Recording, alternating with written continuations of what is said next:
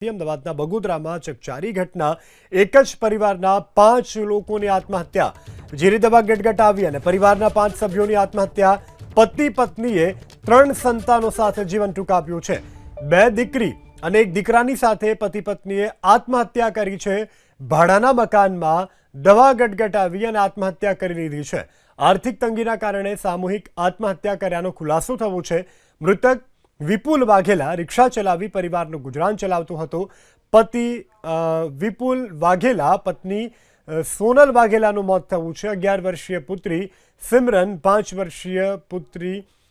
જે પ્રિન્સી છે તેનું પણ આ મોત નીપજ્યું છે તો આ ચકચારી ઘટના અમદાવાદના બગોદરામાં એક સામૂહિક આત્મહત્યાની આ ઘટના છે જેમાં 5 લોકોના મૃત્યુ થયા છે જેમાં 3 સંતાન અને દંપતીએ ઝેરી દવા પી અને આત્મહત્યા કરી લીધી છે આર્થિક તંગીને કારણે આ આત્મહત્યા પરિવારે કરી હોવાની